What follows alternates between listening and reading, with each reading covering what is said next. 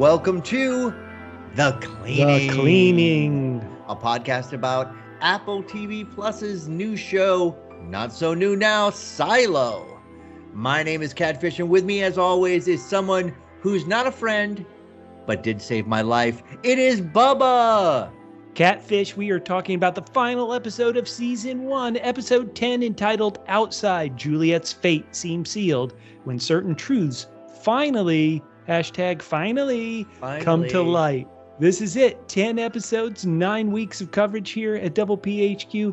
Catfish, I want to know what you thought about this season, but I really want to know your rating for Episode 10, Outside. All right, Episode 10, I'm going to give 9.9 out of 10 triple S's. Triple S's? Okay, this has got to be serious if it's the final episode. It is a smorgasbord of squeegeed silos. Bubba, there's so many silos around.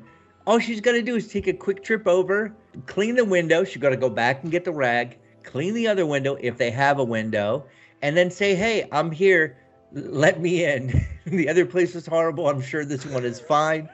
Everyone knows by now what we know, and I think has alluded to. I think anybody who's listening to this podcast, the entire time, first of all, has my great apologies, and second of all, already picked up that what Juliette was seeing and everybody who went out to clean was seeing on their screen was a lie. The outside world really is destroyed. And Juliette was able to figure it out, like I mentioned one time, because the birds are in the same pattern as they were on all the other videos. I think this is a great kind of opening up of the world. And we got a lot of... This episode was great.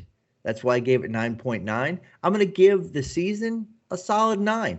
I think it was... Wow. It was a very good season of television. 9.9. That's what I gave it. Now, Bubba, what about you? What did you give Episode 10... Throw soft things away. What did you give it? Catfish, yeah. Before I get to my rating, I've got to do a prologue. And okay. Listeners, you know that if I have to do a prologue before my rating... Oh, boy. That means I'm conflicted. If somehow you joined us in the middle of our podcast, at the very beginning, I was explaining that for over 10 years, I've been telling people, you want to read a great book, read this book. I've been telling people, boy, Game of Thrones is the most popular show in the world. If you want to make another show that could be the most popular show in the world, somebody should adapt Wool. It's Game of Thrones comparison, which I know some listeners don't like. We get listeners who say, I've never seen Game of Thrones. Number one, you should watch Game of Thrones. But number two, I'll try to do it without any spoilers for Game of Thrones. Okay. So Game of Thrones, you and I, we had read the book. At the end of that first season, there's kind of a big shocking moment. Mm-hmm. Also features a lot of characters watching this big shocking moment. And I knew it from the book. I knew it would happen. In the television show, it played out, and there was something about the show where the music, the score, and the acting, and the editing, and everything made me, somebody who had read the book, who knew exactly what was going to happen, I still felt the emotional weight of the scene, the emotional pull of the scene. And then in Silo, episode 10, because I've read the book, I knew the big major beat about Juliette going outside, her suit protecting her from all the toxins outside, her getting past what people can see. So I knew all those big beats. Mm-hmm. I knew there were other silos. And for whatever reason, it just didn't connect with me as that end of the season shocking moment of Game of Thrones season 1. And so because it didn't connect with me as strongly, I'm tougher on this episode than I should be. And I know it's going to affect my score. And so that's why I apologize to all our listeners and say, I'm giving this episode 7 double Bs out of 10. Wait, double Bs? Double Bs. This is a shout out to our good friend, Matt Murdock. Yeah. He always talked about book bias. And so listeners, I wish in this one instance, I could forget everything I knew in the book and enjoy it just like you guys did, because I'm sure I would have loved it as well. But because I knew what was going to happen and it didn't pull me into the emotion like that scene I'm comparing it to did, I'm only going 7 out of 10. There is a lot of great stuff in this episode, but maybe another reason why I'm only going 7 out of 10 is after this episode online, there were 2 responses. There were 1 million responses that were like, oh, this was a great cliffhanger. Oh, Silo's the best. It ended so wonderfully. Then there was kind of equal number of responses of, can somebody explain to me what happened? I'm confused. What's the deal with the tape? I have more questions now than I have answers. And so there's a bit of that that's also seeping through the tape on my suit into my score. So only 7 out of 10. Again, who cares what we think? My opinion doesn't matter. Hopefully you find it interesting. We're going to talk through all the great things in this episode. Maybe I'll talk more about the little things that didn't connect with me. But listeners, what's most important is your feedback. This is a discussion. Catfish, how do listeners tell us that your 9.9 is 100% correct and my 7 out of 10 is the worst, stupidest score ever? Well, the best way they can do it is hit us up on Twitter at @PHQ. Sometimes, if you get them in on time, we read them on the podcast. We've got a lot of great feedback from the last episode, and then we've already got some feedback from this episode, even though we're taping it within 24 hours of it being released. You can also join our Facebook page, facebook.com/PHQ. Also, if you're watching us on YouTube, you can mash the subscribe button. You can also reply there. You can also give us reviews wherever you get your podcasts, iTunes, Stitcher, We Love Podcasts, Podcasts Are Us, and also iHeartRadio. If you're listening to us on iHeartRadio, just scream out whatever you think about us. It only took you 10 years to get to this point, Catfish. You did that perfectly. Oh, my God. So Perfectly. good. Bubba, we want people's responses. We sure do. Now, before we really dive into our typical rundown of judicial debates, Catfish questions, better or worse, episode breakdowns. Yeah. At the end of last week's podcast, we did a thing about, well, what's still outstanding? What do we still have questions about so far through 9 episodes of season 1 of Silo? So I moved that list into this week's podcast, and I hadn't seen the episode yet. So I was like, well, which of these questions will be answered? And so here they are. So the door that George tells Juliette to find that we believe is underneath the water. We didn't really get any answers about it at all outside of Juliette talked about it. Yeah, she talked about it. She told Bernard, who gave an odd look about it. What do you think that door is, Catfish, if the show hasn't told us anything about it? I mean, you would presume that since the silos are so close to each other, that at one point there was commerce, trade, and bridge tolls between the silos. That is what I would assume, too. That's very interesting. What about the camera that Walker was given in really early in the episode that George had? We really didn't seemingly get an update on that camera Walker had. She had told us she was working on it, but then it kind of disappeared. Do you think there's more to the camera, or it was just to let us as viewers know, hey, there is kind of advanced tech like this camera in the silo? What do you think? No. Listeners, these questions are for you guys as well. We did have the question of, hey, what's outside? What became of Holston and Allison? So, Catfish, what did this episode answer there? That outside, not only is it bad as they're showing, but then hide from the people who go out, but there are other silos around. And you have to be careful because even though it sort of looks like what's outside, you could easily trip over a body. I was sure you were going to give your typical response. Holston and Allison, they gone. They gone. We had questions about the 18 fob that Bernard has. I believe we got an answer to that as well. It seems to be a key into the IT servers. Perfect. You need to get into the IT servers. And it can flash up and beep. Maybe the servers are overheating. Hey, take care of these servers. Or we got malware. Somebody's attacking our servers.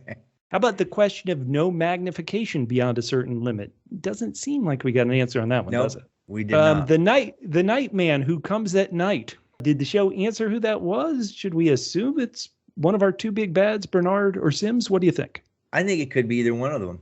Bernard delivered some real ice cold disses tonight. So I've changed my mind about whether Bernard could wear a leather jacket or not. He's a bad. I'm just talking about Bernard. Watch your mouth now. And then a question that came up last week, the Sims, Robert Sims and his wife, they were talking about they have one goal that they're up to. Doesn't feel like we really got an answer to that either, does it? No, definitely not.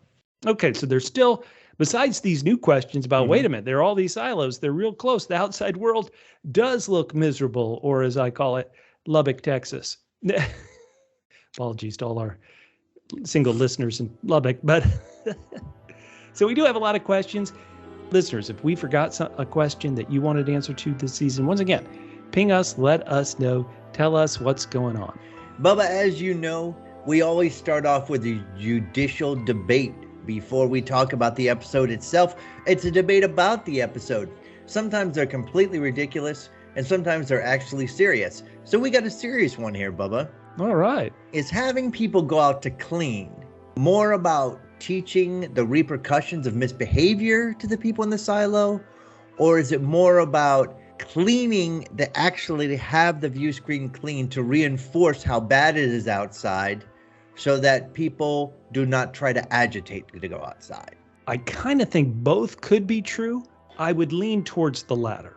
I'm kind of thinking the original idea that the founders came up with before they do this whole, presentation and they put on their 70s necklace and read all this stuff off. Like, well, what were they thinking? This is either Earth, kind of, we'd assume it's Earth. It's got trees, there's cities in the distance. Wherever they are, it is dusty and dirty. And so I guess there could be another answer, and that is that you always need to know what it's like outside, but you're going to have this natural condition of the environment of the camera getting dirty and blocked and you can't see anything. So it's almost like something has to go out and clean the camera. So you would need a way to clean the cameras. Why do you have cameras? If you believe the kind of oath that gets read to people who go out for cleanings, the oath says, we don't know when it's okay to go back outside. We just know it's not now. So perhaps the camera is part of that's going to let us know, okay, it's good to go back outside. And so it's got to be cleaned. People have to always be reinforced. It is deadly outside. So that camera has to be cleaned to reinforce everybody in the silo. We can't go outside or you'll die. Well, how can we force the people who are going out there who are going to die anyway to clean this camera and reinforce, hey, it's not safe outside? That's why this trick, this augmented reality headset exists, is to trick those people going out so they'll clean the camera so that, number one, everybody in the silo knows, oh my goodness, we can't go outside or we'll die. And number two, the camera can be cleaned so if and when the Earth or wherever they are is possible to be habitable again, that's how they'd know. These are ideas that I have. What do you think? It's a great question, but what do you think? Let me ask you a question first, Bubba. Sure. Do these people in the silo, did the way they react to things, do their emotions, their rationalities, the way they let feelings get in the way of things, does that seem like they're kind of similar to people that you meet in your everyday life? They're very similar to my brother, yeah. Okay. And to myself. So I would say if we could judge them, say their actions are pretty similar to ours, then I would say there would have been some people who went outside and were like, it's beautiful out here, F you guys, and would not have cleaned.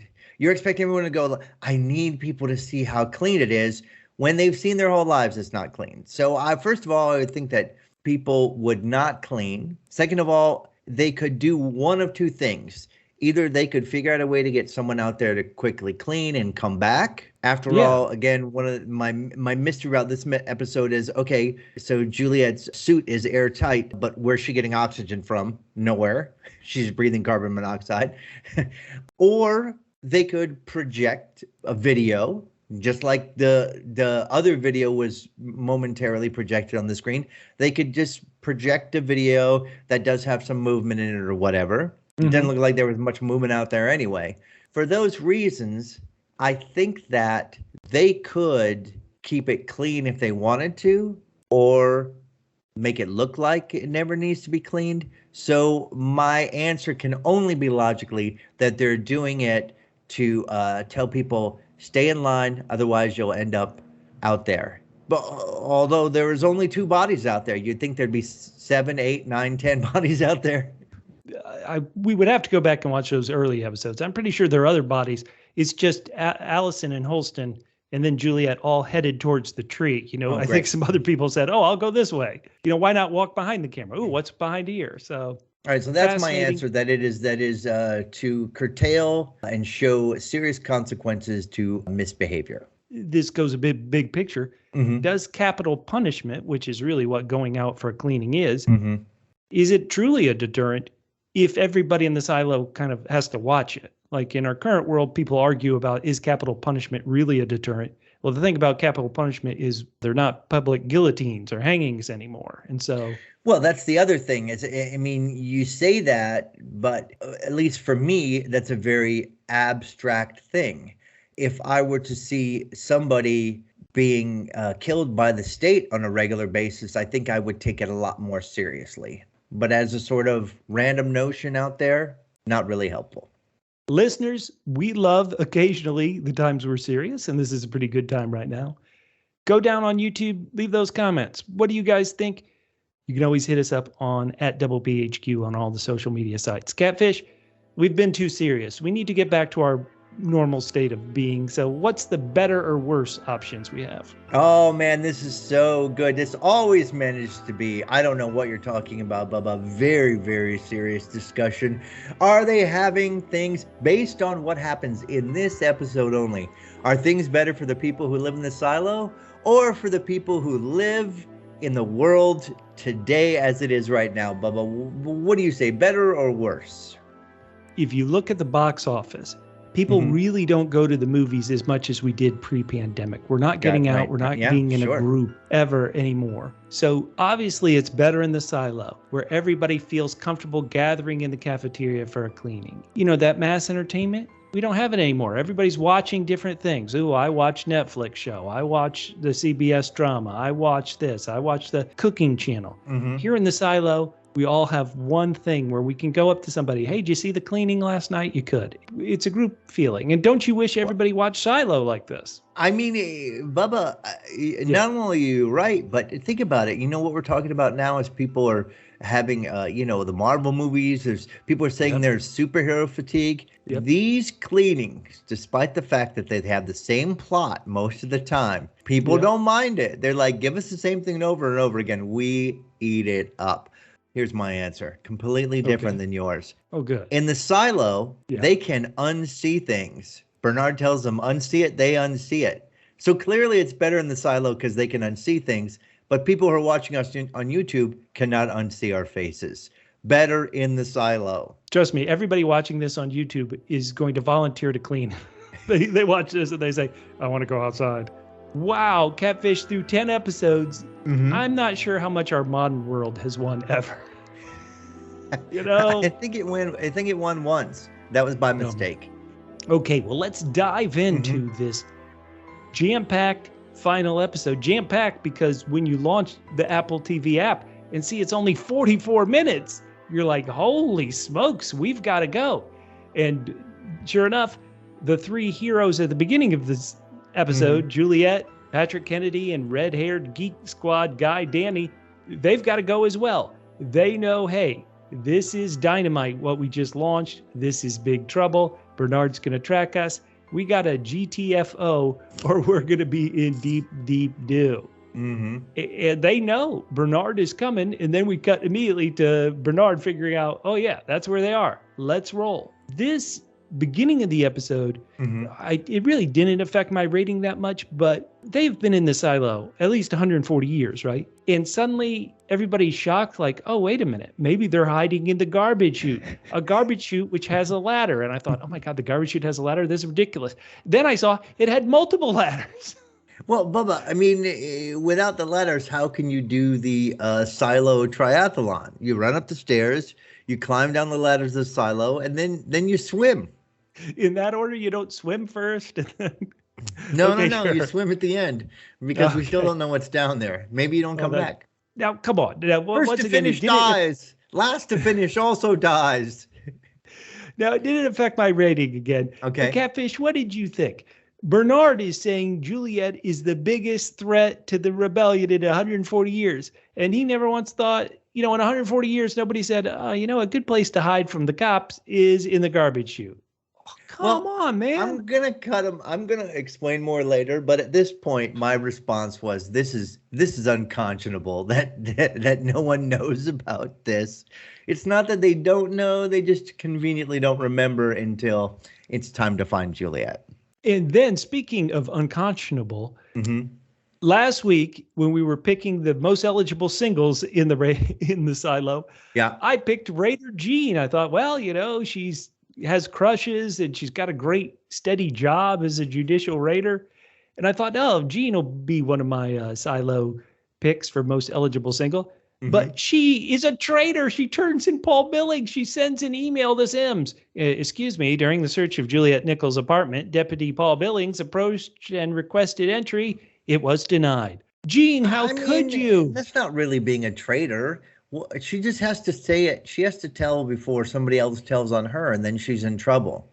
Basically, she's doing what Billings should have been doing the whole time, which is reporting on what other people do so you don't get in trouble for it. Catfish, did you have any friends in elementary school? You are the biggest tattletale through several weeks. You have been pushing, pushing snitch. This is ridiculous. Yeah, I have been. Because you know what, Bubba? Because I want to save my own bacon. You know what I don't want to do? I don't want to be pushing iron ore for 10 years. That's what I don't want to be doing. One time, come on. Now, Sims, he reads this email, and let's give it up to the actor Common. When he leaves, he has the biggest, and then we cut to him berating Paul Billings in the sheriff's station. When you were doing all this, did you ever ask yourself why Juliette arrested me? Did she give you any information on that? Did she tell you why she went to my house and threatened my wife and children? For a guy who is all about law and order, he's very prickly about getting the opportunity to see both sides of it, Bubba. And of course, I made the note. I clocked it as soon as the scene started.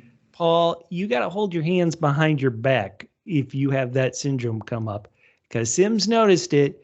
He was holding his hands. Not good, Paul. I mean, it's not that he was holding his hands, Bubba. His right hand is shaking like George's bed was after he gave Juliette that watch. Boom! Silo sex joke. There goes our monetization on YouTube. Great. So, okay.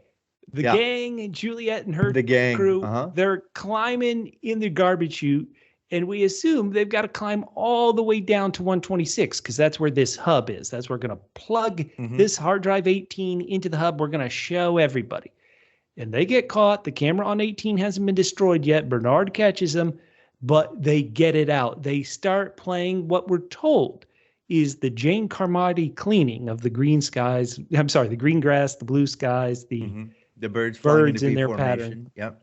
It's implied that it starts playing on every screen. Now, admittedly, we only see it play on the watcher's screen, and Bernard, he is going nuts. Close your eyes and turn around.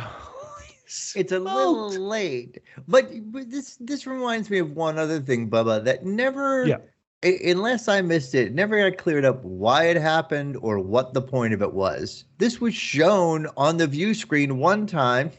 Nobody mentioned it. There was no idea of how it happened. Bernard didn't say, hey, somebody effed up for a second.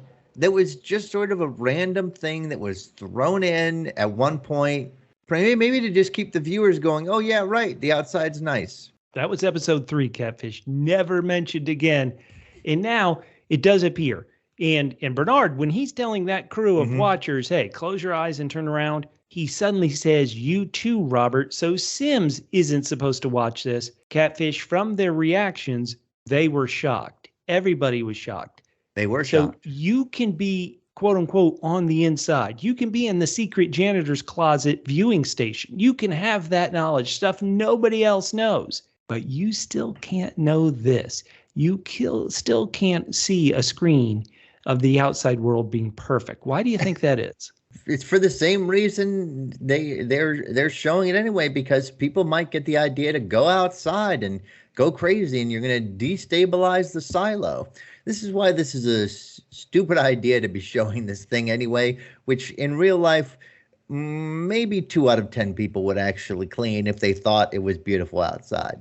Well, if only I clean this window, everything that looks barren, deserted, and bombed out will look as green as it seems to me. Well, you think, hey, just wearing this visor, I can see the world as it really is. Maybe this stupid camera's broken. And so by cleaning it, by hitting it, by rubbing it, it could work, maybe. Now, Bernard, let's be honest. Bernard is distraught. He's telling the people in that room, what you have just seen, you will unsee. Love it. is this going to work? I mean, this could be another rebellion, but from the inside people, from the people who know about the view screens. Holy cow.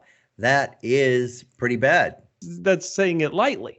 Now, as Bernard's doing this, Juliette splits up with her partners in crime, Patrick Kennedy and the Geek Squad guy. But Juliette, who we know you've been very tough on, Catfish, she reneges on her part of the trade and doesn't give Patrick Kennedy George's watch. Is this good? It doesn't matter. I mean, due to her being in his vicinity means he's either going to be dead or in the mines anyway. Everything in the Juliette mines, touches he'll need death. to know what time it is, though. Yeah, exactly. Oh, look, it's 6:02 again. 2 minutes later, still 6:02. Poor Patrick Kennedy. If he was wearing it, it'd be a dead level relic. Then he'd be a dead Kennedy. We hear over the radio that this Deputy Carnes, who I'm pretty sure we had heard was a deputy in the mids, somehow she's gone down to 126. She's caught Patrick and Danny, the Geek Squad guy. But she doesn't have Juliette. And Bernard finally puts two together. They're not walking down the stairs. How are they going from level to level? What could it possibly? The garbage chute. He figures it out, Catfish. What do you think? Yeah, he says she's smart and she's brave. I don't know whether I'd agree with either one of those things, but I'll tell you something. Bernard and Sims weren't very smart about this, about the trash chute, for sure. No, but then I wrote in all caps in our show notes, oh, hell yes. Their plan to take out this evil flamekeeper Juliette is to drop a Radio Shack on top of her. Now, Bubba, I'm going to be consistent here. I've always been consistent on people. People should rat each other out. Who is going to rat out the woman who turned her back on Law and Order? The woman who people were coming up. They're bringing trash right outside the door, and this deputy yells down, "I'm supposed to throw stuff on you. Get out of the way." She yells it so loud that the other people who are bringing it up can hear her warning Juliette. Well, maybe you don't care. Once again, this is a Radio Shack. You don't know how many Tandy computers just got dropped on Juliette's head. This is brutal. Oh, my God. Bubba, yeah. If you're telling me that they have Radio Shack in the silo, I'm going to say we have it better than people in the silo because they have Radio Shacks and we don't. We've got it better, Bubba. I changed my mind. It's official. Terrible, terrible. Now, Sibs, this is a guy who won't take no for an answer. He's like, okay, we've thrown a couple of blenders and PCs and toaster ovens on top of her. That hasn't worked. It looks like they're about to drop an AC unit down the garbage chute. Holy smokes. It's great. And then she lets go and falls down. Bubba, I've seen a bunch of stuff thrown down here, but I did not see any pillows, mattresses, 30 feet of protective stuff. How does she survive this, Bubba? No, this is crazy. Just a couple minutes before, they had dropped those smaller items down that were all metal, sharp, painful. One of them kind of clipped her when it was going down. Yet when she drops, they had moved all this stuff. Maybe they had heard her. Well, we need to watch that scene again. Is it possible somebody at the bottom was looking up and going, wait a minute, there's somebody in the garbage chute. We need to put a mattress out. It's possible that they move things right away so that they don't break.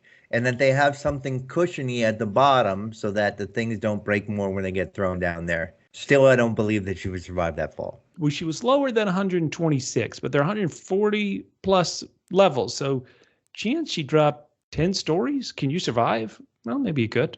Been stranger things happen in this world. There have been stranger things, but not happening in this silo world.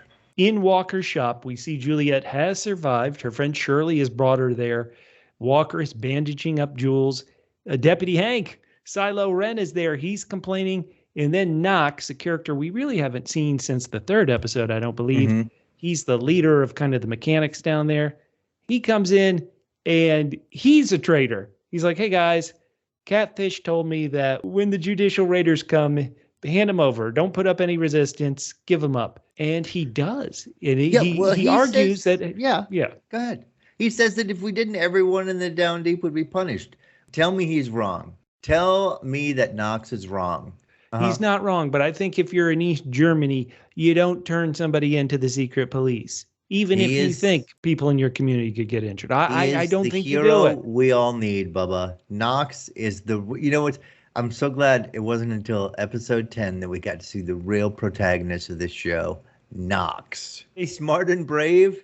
That's Knox. You're giving up on Anthony Sims after 1 week. He was your hero. You liked Patrick Kennedy as a hero for a bit. You are flip-flopping. Listen, I'm not flip-flopping. I know who the future hero we all need, and that's Sims Jr. Now, Juliette asks for a moment with Walker alone, and we don't hear what they talk about. But out in the hallway where Knox, I guess, is trying to say, yeah, I did you dirty, Juliette, but I'll give you a minute alone. He and Shirley do try to get Walker and Juliette a minute alone.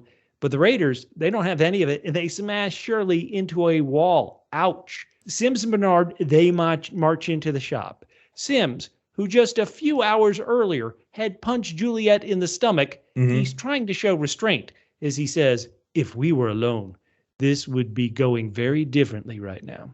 And in a cut line, he continued, if we were alone, or if we were on a stairwell with a dad and his son watching me, then I'd punch you in the gut. But because we're not, it's going to be going very differently. What happened to your hero Sims, Catfish? He's a flip-flopper just like you are. Look, he's not a flip-flopper. He reminds her. My son keeps asking if the scary lady is coming back. And then Juliette, in the most clever and true thing she has ever said in this, is, well, how many families do you think ask the same about you? So good. Ouch. And then Sims says, do you know what I do? Which is a very weak comeback, Bubba. Maybe it was like a brain puzzle, like a logic puzzle. He's like, do you know what I do? And he's actually kind of saying it to the viewers. Yeah, no, but do you guys understand? do you? Right. It seems like I work with the Judicial Raiders and work with Judge Meadows, but I don't really work with Judge Meadows. I work for instead Bernard. Like maybe he's just trying to see if she needs a previously on recap. But how about Bernard? Yeah. Bernard, who is called Juliette, the biggest threat to the silo in 140 years. Even he's trying to stay calm. He's like, okay, Walker doesn't want to leave her shop lady. You go stand in the corner. Sims, you get outside. He why not just shoot her? They've poisoned the mayor, Johns. Now you're on my side, Bubba. Yes. No. I am not on your side. I'm not on your side. But they had sent Doug Trumbull to murder. You're saying, why don't they just shoot her? They murdered Deputy Marnes. Why is there such restraint around Juliette? Bernard. It doesn't seem like there's nobody, barely anybody knows who she is. This is not like either of the previous sheriffs. Right, but what I'm doing is I'm agreeing with you, is that if they take her, they don't need to take her out the way they took out Marnes or the mayor. They don't need to hide it because there's going to be no huge uprising over if they just wipe her out. So I completely agree with you that Bernard is handling this in a much more gentle way than you would imagine. Bernard tells her, if you'd been able to do what you wanted to, you would have killed everyone in the silo. Juliette, people can handle the truth. Bernard, who maybe I am on his side with this sentence. Yeah. I wish I shared your optimism. He smashes the hard drive, right? And so this is it. He's got the hard drive. Just take her to the top and throw her down again. He's got to put her in shackles for a show. People need to see, once again, just like a cleaning, people need to see you get punished here in the silo.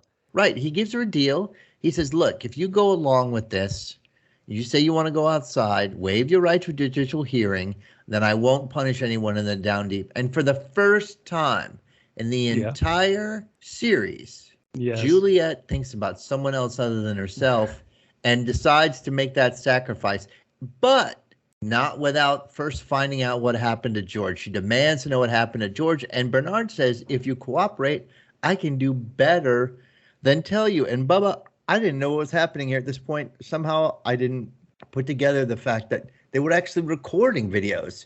Where are they recording these videos on? They have so many hard drives. They have many. That's why the serial numbers have 9 digits. They got so many hard drives. They got to record all these videos. Computers look like TRS-80s. You know how much memory those TRS-80s had? But as Juliette's walking in shackles, yeah, Shirley blames herself. She's like, I was the one who caused all Juliette's trouble when I encouraged her to steal the infamous heat tape. And Walker goes and she grabs a roll of this heat tape, Catfish, the duct tape of the world. Little did I know, Bubba, that the first time the heat tape was mentioned, that it was serving as a Chekhov's gun in this show. And sure enough, the heat tape gets mentioned one more time, and then really comes into play in this. Who would have guessed third billing for the silo heat tape as heat tape? But then Walker makes the best ever point in this season. She says, I'm sure the up top has a long list of things Juliette said that pissed them off. And then Shirley says, we all had a choice. That's true. My choice would have been to rat out Juliette at my very first opportunity. So, Bubba, I'm thinking maybe I'm the hero we needed. All the illegal things you've told me you've done, I haven't ratted out. Like, do you want me to go on right now and tell people about what you did with your tax scam? Bubba, you are a very straight and narrow person. I never try to impress you with illegal things I've done. I'm Billings. You wouldn't be impressed. Let's talk about Walker for a bit, and then let's have a mini judicial debate. Okay. Obviously, this is a monumental thing. Mm-hmm. Walker, who we've been told multiple times and shown at least once, Walker has agoraphobia. She does not like leaving her space, and she is bravely exiting her shop. Mm. And so I want to hear from you. How impressed were you? How moved were you by Walker's walk? I was reminded of the great Ricky Waters quote after he played his first game for the Philadelphia Eagles and alligator armed a couple of passes. And people asked him why he did that. And he said, I'm going to go out there and get injured. For who? For what? That's my question about this. Really, Walker, you're going to do this for Juliette? Juliette, who has poisoned everything she's touched? Let me say this to our international listeners. Yeah. If you're thinking, boy, this is really difficult, I'm going to have to Google who Ricky Waters is. No, Americans will too. In fact, many people who live in cities where Ricky Walker played for their team will also have to Google. That not in Philadelphia. You know, when I thought of this quote, Bubba, I went and Googled it, and there's a 5-minute video of his first game there with Philadelphia. Not only did he alligator arm a couple of passes, but he had a couple of fumbles. And about 1.5 quarters into his first game as a Philadelphia Eagle, the home crowd was already booing him, Bubba. It's really just inspirational. What do you think about Walker's walk? I asked this question because, once again, we've only seen her try to leave her apartment or her workshop, once. And so we did see that it was very difficult for her, but I didn't get as emotional as I think the show wanted me to. Maybe because I really have to understand what a struggle it is for her. And maybe it's that I just don't know people with agoraphobia. But there was a character on Twin Peaks, and we've podcasted about Twin Peaks here at Double PHQ before, who kind of with agoraphobia, there were multiple instances of this person having trouble leaving their living space. One time they were tried to be tricked into leaving their living space and they kind of broke down.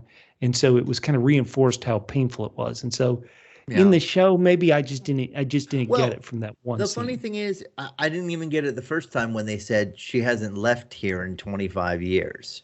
So they said that, and it wasn't clear that it was because she was afraid, or whether that was really real. You know, you could say, oh, they haven't left their house and whatever. And so it wasn't until we only have one other, backup of that when she tried to get out. So again, for who? For what? Let's finish up Walker's bit for right now. We're on floor 124. She goes to see her ex, Carla, who we find out works in supply. And even Carla knows about the heat tape theft. This is like everybody knows, your one mistake in high school. Everybody knows about it. I tell you, Bubba. But now, so here's my question. So then, unless they would split up 25 years ago, presumably Carla would come down to see her, or lived with her, and then moved away, even though she worked in supply, however many floors away that is. Right. Well, it's about 20 floors away, right? If there are 144 floors of the silo and Walker's shop is at the very bottom, then that's 20 stores higher to see your soulmate in Carla, if she lives in the same place. Now, Walker and Carla have a bit more discussion about this heat tape. Once again, Chekhov's heat tape is ringing the bell. And Carla mentions to Walker, she's like, your tape is way better than IT's heat tape. And Walker says a line, once again, kind of setting up what we're going to find out at the end of the episode. She says, it doesn't make any sense unless it does. Bubba, all I have to say about that is that Walker's statement completely makes sense unless it doesn't. Yep. Have you ever thought that maybe circular logic goes in a circle logically? Bubba, now we got excitement. We're on floor 20. Bernard tells the raider to unlock Juliette and leave us. Sims and Bernard bring Juliette into the monitoring room. Just cover up her mouth and take her outside. Catfish, once again, Bernard back on floor 70. Juliette asks for some water. She's in shackles, so she can't pour it in her own mouth. Bernard pours her some water. I mean, this is the most gentle treatment of the most dangerous thing to this silo in 140 years. Bubba, why not give her mayoral water? You mean the guy John's got? That aftertaste is a little bitter with mayoral. Yeah, why not? Why not? Unless they really think the outside needs to be clean. They're really going quite a distance to get her to go out. To have her be a public, that feels like what it is, Catfish. Is Juliette's such a danger? We want everybody to see what happens to big dangers in the silo. Right, I think that would be their thought process. That statement makes sense, unless bringing her into the secret room, bringing her into the janitor room with all the videos, that was incredible. And then they show Juliette what happened to George. And once again, I only went 7 out of 10, but this moment in the episode, while it felt a bit weird that they would bring her in there, this reveal of George's true fate, I thought was great. I thought it was almost like a Silo-esque, if that can be a verb already, twist to a story that George's suicide, the solution is it was a suicide. I thought it was incredible. It was a suicide, but it was pretty much a forced suicide. I mean, he pretty much killed himself to spare himself pain.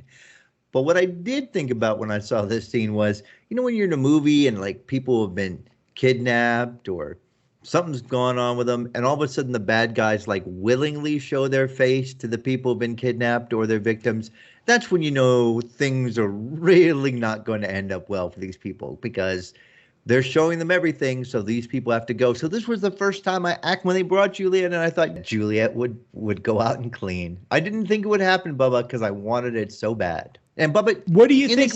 How do you think?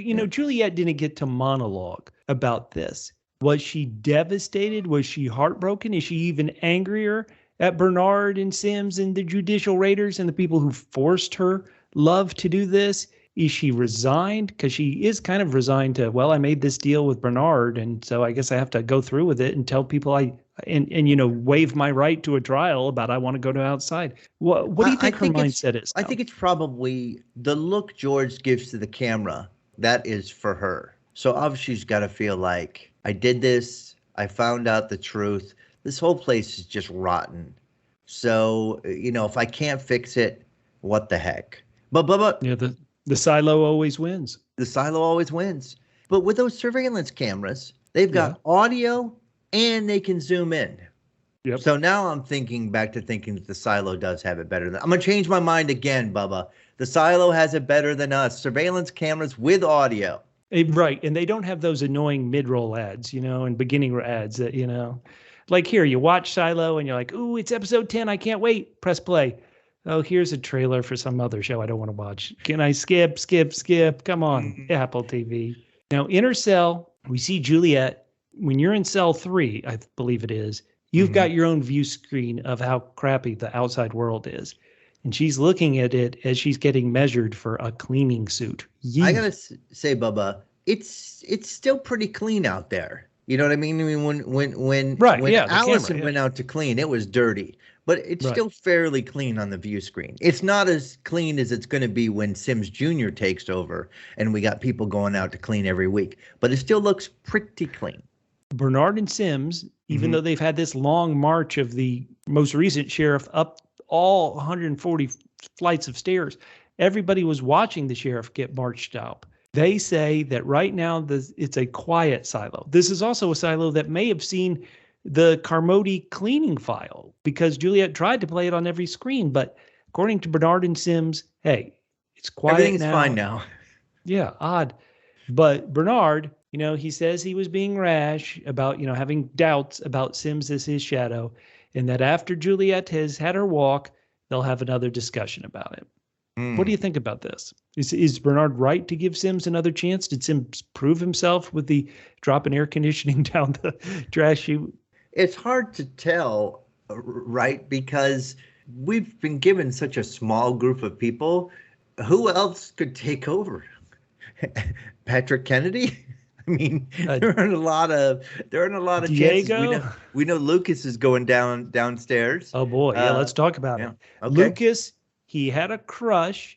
Mm-hmm. It seemingly was an unrequited crush, and now he's going to get 10 years of hard labor in the mines. Bernard is ice cold. You will see no lights in the mines, but maybe 10 years of hauling iron ore will set you straight. Oh, man, that is what I like to call a triple B, Bubba. Triple B. That is a Bernard body blow. Boom, boom, boom. Suck on that. Do you feel Holy bad for cow. this? Do you feel bad for this guy, Lucas Yes, Catfish? of course I Did you feel connect bad for enough him. with him for that he's getting really, really the worst fate I imaginable? feel bad for him and his mom, and this is what happens when you get involved with a crazy person. Shirley brings Juliette some food from Walker, and we believe it's hush puppies. And so Shirley had to bring them so Deputy Hank wouldn't eat them all. And she's like, Juliette, take the box for luck. Wink, wink, nudge, nudge. No one is checking the stuff they're bringing Juliette. You would think that the guard would be like, yeah, let me get my tax from that. Now, Catfish, the secret note that really wasn't that hidden or seemed that secret, Walker wrote, "You wanted the truth. The truth is, I love you. Have no fear. They're good in supply." Did you have any idea what Walker was trying to get across with "they're good in supply"? When tape is mentioned like 3 times in the other 9 episodes, and it's mentioned about 27 times in this episode, I start to get an idea, Bubba. They don't have to beat me over the head with those rolls of tapes for me to get an idea of what's going on, which again, still does not solve the oxygen problem. Okay, well, at the Billings house, remember, he and his wife had a lot of trouble. She was like, Paul, go back to the desk job in Judicial. You've got the syndrome. But Paul says, guess what? Sims knows. And guess what? Sims and the mayor are going to grant me an exemption. Mr. and Mrs. Billings, the only people unscathed by Juliette's rash attack on the silo. Can't Paul read between the lines? This is a, we own you, Paul. If somehow they didn't pick up he had the syndrome his whole life on the cameras or on anything, or maybe they did, and just right now they're finally revealing, we know you've got the syndrome, Paul. If he wasn't already, he's under their thumb. I mean, what's his alternative choice, Bubba? That is a wonderful question. I don't know. Good. That's true. It's not good. Now, Bernard. Bernard goes to see Juliette. Bubba, for someone so prickly, she gets more visitors to her cell than I would probably have show up at my funeral. I mean, what the heck? People love this grumpy grumperson. Well, Ricky Waters will show up at your funeral. He's like, this guy remembers me, the only one who remembers me. He's going to stand up and say, for who? For what? Now, Bernard, once again, he's trying to make her feel good about going out to her death. He's trying to present himself as the good guy. He asks the question. Now, Bernard asked the question that we asked, or, here at the Cleaning Podcast, we're smarter than the world. Thank you, Bernard. We said, Juliette, does she regret taking this job as sheriff? And Bernard asks her. And he also says, hey, I take no pleasure from this. Why is he being so nice? He says, I take no pleasure in this. Is he being honest? If he means it, this is the only case in which Bernard and I disagree. because I would take great pleasure from it. Bernard, I don't know whether he believes it, because then he starts telling her, he says, Yeah. I don't want to burden you with my troubles. I mean, that is just incredible. Bernard, I mean, he is just, it's another triple B Bernard body blow. Holy cow. He says, your problems, Juliette, didn't begin with heat tape theft. It began at conception. Whoa. I'm so glad that the heat tape is not important. Oh, wait, hold on. Her parents weren't supposed to have children, but accidents happen. Hey, Bernard, they had 2 children. 2 accidents happened. How did you think you were going to keep Dr. Nichols, who's on the maternity ward, who's doing this paternity scam for you guys? How do you think you were going to prevent him and his wife from having kids? This is crazy. You know, this is a great thing we didn't think about before, because we know that her mother was a troublemaker. It's not a surprise that they didn't want them to have kids. No, not at all. You want to talk about mixed messages. He's like, Juliette, every single human being here in the silo plays an important role. And I want to thank you for your service as you became a mortal threat to everyone's survival. Before you threatened the death of everyone, you really played a vital role here in the silo. Reluctantly, though, Bubba, I have to give this point to Juliette. She reminds him that they have been a mortal threat to George, the mayor, Marnes, Sheriff Holston, and Sheriff Holston's wife, Allison. So, I mean, Juliette, that's a pretty good rejoinder by Juliette. But yeah, without question. Bernard tells her, listen, like when you have an engineer, you have to release the valves when the pressure got too hot. I've got to relieve the pressure in the silo. Once again, with anyone has a chance, they like to remind other people, mine is the most important job in the silo. Right, but he is trying to bond with her. He's like, you're an engineer. I'm an engineer. Let's do this. I have to do it for the survival of the silo. Now, Juliette asks about her mom. She's like, was my mom one of the adjustments you had to make to keep the pressure low and cool? And Bernard says, with your mom, it was her choice. Do you believe him? I mean, it feels like the word choice is doing a lot of work there in that sentence, Bubba. Juliette just cuts to the chase. You don't have to do this. You could just tell people about the outside world. You could tell people that, the reason why we have this metal door is ridiculous. You could tell people about the 15-foot metal door at the bottom of the silo. Now, Bubba, he is telling her a lot. Yeah. He's telling her a lot. Yes. But I noticed here, and I probably should have noticed it earlier, he is not telling her the big secret. No, he wants her to clean. And he tries to pump her up. Yeah. Yeah. He says, you got the biggest crowd for a cleaning. It's just like, listen, this sequel number 5 is going to be the biggest money maker yet. And Bubba, all I could think of was, am I too late to line up for this thing? Because I want my nose pressed right up against the glass. Right. He's making it sound like these are the Taylor Swift tickets of the silo. Everybody wants to go. T-Swift. Now, Juliette, I won't clean. Bernard, nobody intends to, but they always do, as the founders in their wisdom knew they would. I disagree. Evil Bernard. Brilliant, but evil. And he gives Juliette her last request. You wanted Holston's badge? Here, you got it. This is it. Bernard and the villains have won. Juliette is being dressed. She's being dressed to go outside. Bernard, he's destroyed, I guess, the casing of the hard drive, but he does pull out the disk. Maybe that information is not completely lost. You know what I mean? I love it. Down in the down deep, Shirley's there. She doesn't want Knox standing next to her since he was Knox the narc. But she doesn't mind standing near author Hugh Howey, the person who wrote all these books. He has a little cameo. He has his Alfred Hitchcock moment there as being one of the people in the down deep watching Juliette's cleaning. When Juliette's getting dressed, Catfish, this is a heat tape. They have close-ups of them wrapping the heat tape around her. Did you pick up that, hey, this heat tape is Walker's heat tape, and it's going to seal the seams in this suit? Did you realize it? When they brought it to her in the jail cell, I felt like they were beating me around the head with this. And when they were doing this part of it, they were beating me around the belly. And then they got in some low blows too. I mean, really, really just tape on my Juliette's head. last words. I'm not afraid. Mm. She goes into the antechamber.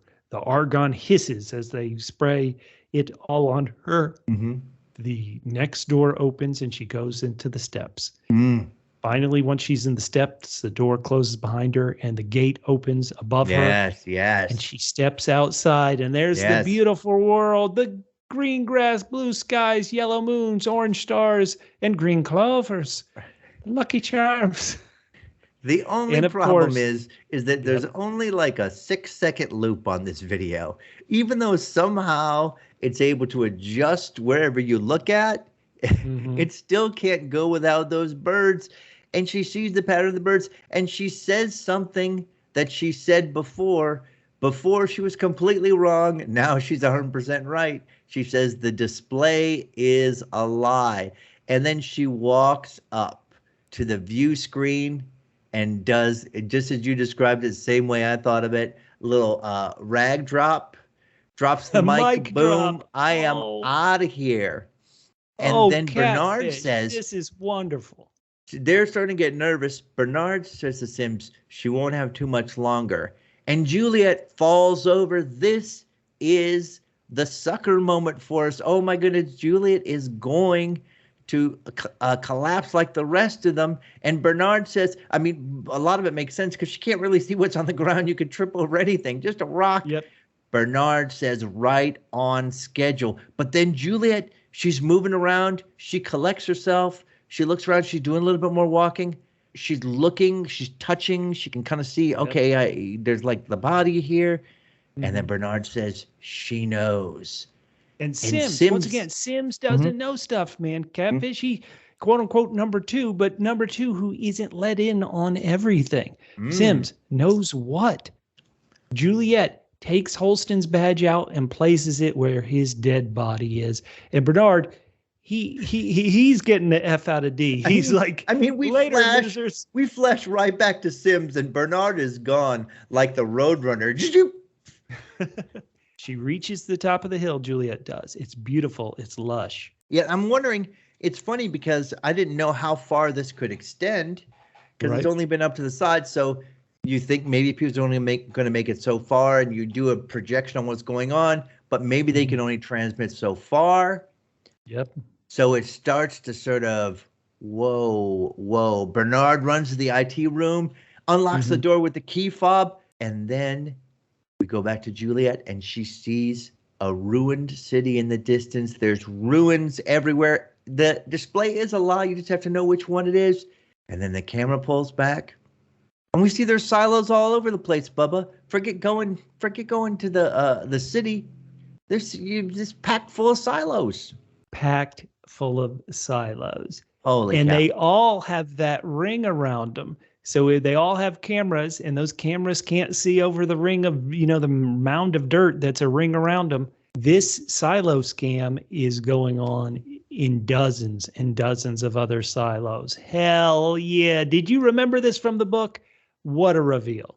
I remembered that reading other books was that there were other silos and there was a larger world. So I didn't know when if it actually had been shown at the end of the last book, or then we just started the next book and we were like in a different silo. Man, listeners, if this was a shock to you, write us and tell us what you do. Did your jaw hit the floor? Did you suddenly red level relic in your pants? Did you? How shocked were you? Let's hear it at PHQ. YouTube, leave those comments. That's it on season 1. That's it on season 1, Catfish. That's a wrap, Bubba.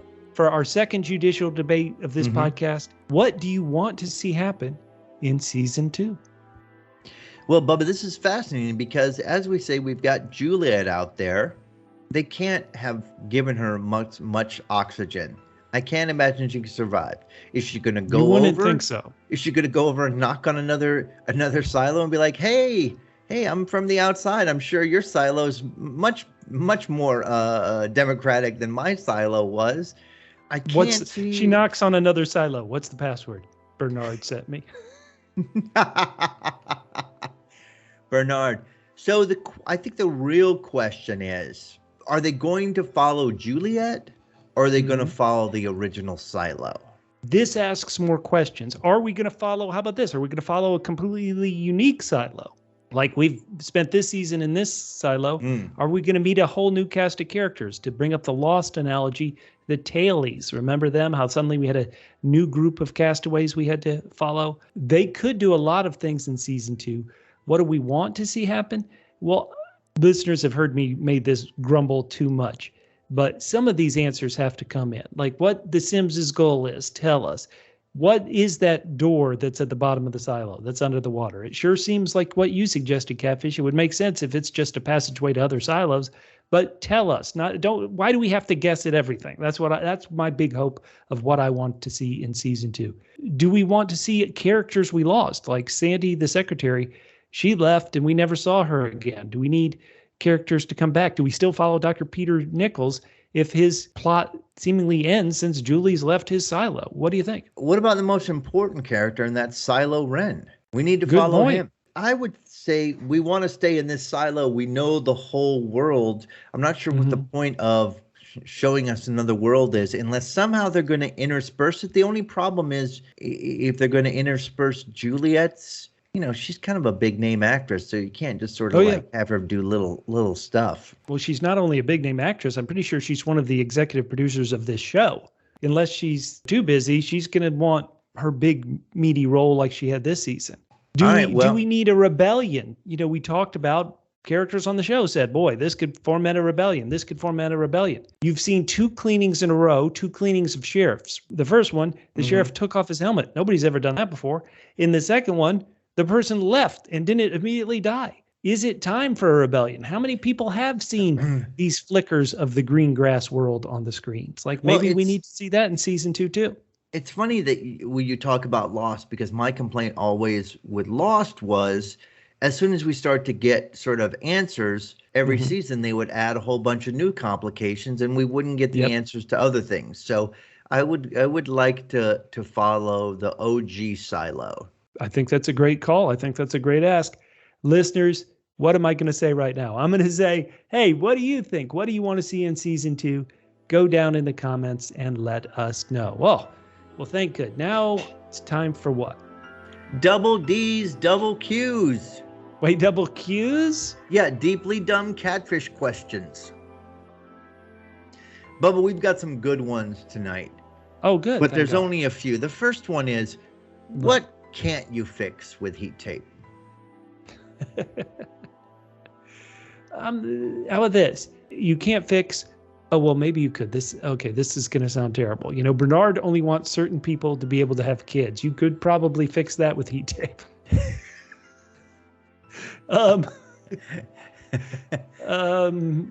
Yeah. What couldn't you fix? Well, you couldn't fix Juliette, maybe. How about that? You couldn't fix people's attitudes with heat tape? Wow, that's heavy duty. I say the only thing you can fix with heat tape is a lack of oxygen. A lack of actual oxygen recirculating. Let me say that the show tends to be somewhat realistic, and if she's sealed in that suit, which is what you would have to believe is why she survived, I think they're going to have to answer that. I think you're right. There's no way she could make it to the city in that suit. Well, here's the question, though. How far could you go? They don't want people to survive anyway. There's no reason to build in more than, say, a minute worth of oxygen for them to clean and walk over and fall over. So, let's see if they answer that. But here's the second double D, double Q. We're talking about these cleanings like they're movies. And when I go to the movies, I like to have a little popcorn. Oh, yeah. I usually like to get, the thing is I like to get like a burrito. Sneak the burrito in, have burrito, popcorn, soda. Yeah, I know it's strange. I like to have a whole dinner there. So my question to you is, if this is gonna be entertainment here, what's your favorite snack to have while watching someone clean? Well, I think the logical answer is, I don't think it's popcorn. I certainly don't think it's a burrito.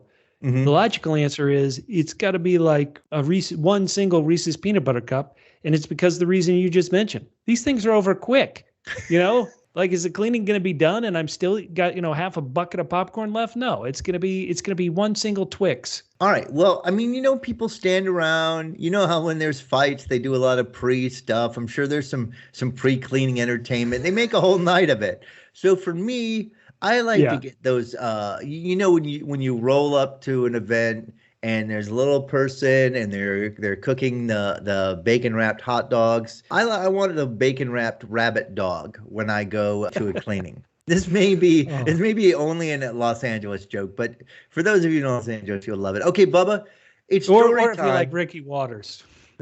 I'll never let you forget these random. Who is Bob Huggins? Remember how you brought up Bob Huggins yesterday? You're like, everybody will get this joke. They'll especially get it 20 years from now. Okay. Do it. I'm going to read lots of your wonderful, brilliant feedback, including feedback on episode 10 that we've gotten today. Incredible. A true double L loyal listener at Nicholas Fortuna on Twitter said, okay, Silo, episode 10 outside. The last scene before the opening credits, without giving spoilers. Now, he's tweeting this, so he didn't want to give spoilers. He said, Silo writers, go to bed, you're drunk. Signed, extremely soft trash. Then Nick continues. He says, after this episode, I did what I said I wouldn't do. I bought the Silo books. All right, here we go. He says there's no way he can wait for season 2. He needs to know. Thank you, Nick. You know what's great about that is that in future seasons, Nick will get to be one of those people who complains about the differences between the books and the show. Welcome. You'll be able to listen to Bubba's rants.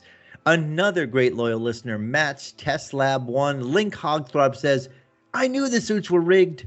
Wrong screen was a lie. Well, yes and no. Guess it should have been silos. Even Sims doesn't know about the sim. 10 years about Lucas seems a bit punitive, don't you think? 20 then? Can't wait until the next season. Time to get the books to hold me over. Another person who's going to join you in listening to your rants, Bubba. Man, I should have an Amazon link so I can get some money off these people buying these books. Yes, if you order this book. Support your independent bookstore. Here we go. Let's go good. Catfish, we got a third rating for this final season episode 10, I love it. The Outside, from Harley Camille at Harley Camille. We've got more feedback from her in a bit, but let's read her review of episode 10. She gave it, Catfish. She gave it 10 out of 10 double S's. Double S's? Several silos. Camille says, so she good. Said she enjoyed the chase and the tense moments, and she liked how it finally brought it back to the book. Ooh, and we'll talk about that in Book Talk, Camille. Now, because we do these podcasts so quick, we got some great feedback on episode 9. A wonderful YouTube commenter, Get Mic'd, wrote, the mystery of Sims and Mrs. Sims was an unexpected source of intrigue. Looking forward to see how this season ends. Well, it's going to be apparently that intrigue is going to go into season 2, the Sims' goal. Thank you, Get Mic'd. Ended with a bang. Our loyal listener, Peter Connolly, says this was my favorite episode of Silo so far. I gave it 9.5 double B. Wait, double B's? Yeah, bravo, Bernard. Peter says, I would date the former Mayor Johns before she was killed, of course, for all that free booze. Oh, man. Peter. Pep Pest, who's been giving us a lot of feedback, said, loved the episode 9, the 18 fob. Boss calling? What is Sim's goal? Bernard says, extinction threat, huh? Danny and Patrick swatted 98. LOL, unrelated. Must ask, what is behind you, Catfish? On episode 9, I was going through all sorts of things. I had Silo. I had Han Solo. You had Solo Cups. I had Zulu. Last week, I had Sumo. You do find that funny. Listen, I ran out. Okay, we got a bunch of general feedback, listeners. You know we love your feedback. You know how to submit it. This show wouldn't exist without you. Our good buddy at Harley Camille also asked, what is that key fob 18? Will Juliette go out to clean? What the hell is the door? Where is this story going? Well, we still have a bunch of these questions, Camille. Camille wrote, I'm only halfway through the first book, so I'm not sure if the show gets any closer to the book. But right now, it seems very far from the book story in these recent episodes. Well, yeah, we'll talk about that in the book talk section, Camille. You could really read the book and not be spoiled on a lot of the book based on episodes 4 through most of episode 10. Michael Pittman Jr., this is brilliant feedback. Michael wrote, we all know anything on a lost hard drive is fake news. He has also almost finished the first book, and the next 2 books in the series just arrived at his place the day he's writing this feedback. Thank you, Michael. All right, Kiki Fries asked not a dumb question, but a good question. Where the hell are the mines? At least 10 references this season without showing them. I thought this was a scavenger room. That appears to be a different punishment, according to Bernard. The very word mines would seem to indicate they're at the bottom, but the bottom just seems to be engineering. Right. And a question you would have about mines really don't seem like they can go too far from where the silo is, or they might bump into another silo. Right? So great question. We'll add that to the list of things they got to explain in season 2. Maybe we will learn more of Lucas's fate. The Don Cray guy 6655. We were joking about the credits being about 14 and a half minutes in last week. This week they were about 11 minutes in, I want to say. And the Don Cray guy says the anime does the late place credits thing all the time. Do you watch a lot of anime, Catfish? I do not. I do not either. Now, Gareth wrote, why don't they want them to magnify anything? What don't they want them to see? Gareth, this is a great question. We didn't really find out here in the final episode. I say answer it in season 2, Silo. Give us some gosh darn answers. I love it. Kate the Great with an 8 says, I would ask out Bernard. He is my crush. Holy cow. Oh, now I want to know, Kate, is this because of his newfound connection to a lot of liquor?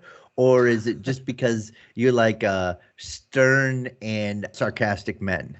If How about tall guys? Bubba's available. You know, this podcast is going to have so much editing. All right.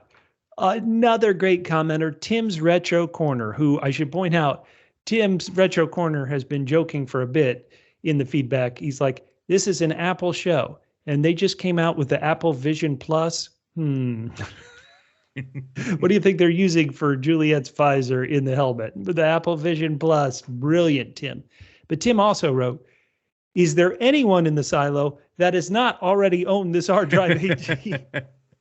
He says, at this rate, it must be the silo's worst kept secret. Tim continues, George clearly never really worked for IT, or he wouldn't go writing random video files over such a precious red level relic. After all of Allison's efforts to recover the data, he could have destroyed it with one act of stupidity and his 80s schmaltz. It's Catfish. He's talking about how that's like an 80s movie. And Tim also asks, why did Sims's wife let Juliette go? It doesn't make sense. She had the jump on her, the skills, the hammer, the gun. We never really got an answer to that. Did we talk about that last week? Because I think we didn't, because there isn't really a great answer. No, well, we did talk about it. We did. We were like, this doesn't make any sense. She's the one with training. Juliette's not. She could have just knocked her in the head. Boom. Right. Now, Sims's wife could be a secret flame keeper, Tim continues. Here's a random thought, Tim says. Why did they not track which cameras were being knocked out? They could have followed Juliette right there. And then Tim has a couple more comments. He adds a random song to his comment. I watched the sheriff, but I didn't watch the deputy. Of course, they have to know Paul has the syndrome, but they may be holding it back for future leverage. Well, that seems to happen this week, Tim. He says, if the hard drive shows up on Bernard's network, how do we know it won't also show up on Bernard's boss's network? Well, that's an interesting idea that Bernard would have a boss. Is somebody in charge of all these crazy silos? I think the fob is Bernard's boss calling to yell at him over this red level, yellow level relic showing up. His final thought, he believed episode 10 would end with Juliette climbing up over the hill, the sun is shining, green grass, birds fly past, music swell, and it's Louis Armstrong singing, what a wonderful world. Oh, that would be a great ending, Tim. I hope you like this ending to episode 10, though. Now, CB_Spock either made some really, really great guesses about what was happening or decided he wanted to spoil it for everybody else in the comments because he said the video was also a lie. It's what's projected on the helmets of the cleaner. It's why the sheriff took out his helmet to see for himself. The fob, the drive, the tunnel. We'll find out that there are more silos. CB Spock. Hopefully that was all guessing, but all perfect, as you said. Now, Thros Apprentice wrote, reading the book after episode 1 was I've made a huge mistake. Yeah. The show's concept absolutely gripped me, But the delivery of the story in the show so far has been such a letdown compared to the book. So I feel terrible that people feel that way. I have been talking about it in last week in our book section. I did that spoof Wizard of Oz adaptation by the Silo writers. And 1D Forever wrote, spot on analogy, Bubba. I'm looking to finding out how much they keep from the book. There's no way they have time to discuss the suits, meaning 1D Forever didn't understand how the heat tape part of the suits could be addressed in episode 10. He also says that what will they do with the tunnel? And then they write, great podcast. Thank you so much. That's it for season 1. I mean, that's it for season 1. But listen, this entire time you've been splitting up these videos, spoilery stuff. Are you going to do stuff that's still spoilery from the books? Or are we going to talk about now what we could talk about from the books and the non-books? Well, what we're going to do is we are going to go to book talk. There is going to be a bit of what I would call no future spoilers talk. And then we're going to get into future spoiler talk. Ooh. So if you want to leave now, we want to thank you. We've enjoyed your feedback. That's the only reason we do these podcasts. We have full-time jobs. And so we do it for fun and talking with people like you. And your feedback's been great. Please subscribe. Please talk to us as we do the long wait march down or up the stairs for season 2. If people are about to go now and they're like, oh my God, this Bubba and Catfish, I love them. I wanted to have them do more shows. What show are we covering next, Bubba? Next one for sure that you'll see is our Let's Solve Only Murders in the Building podcast, which begins in the beginning of August. But at the end of August, we got 2 more coming up. Star Wars Ahsoka, then Matt Murdock, Double M as we like to call him. He's going to be continuing his The Wheel of Time Season 2 coverage. You will be so blown away by the amount of podcasts that'll be hitting your feeds in just a short amount of time. If you're dropping out for book talk, please subscribe and you'll hear us in Season 2 on The Cleaning.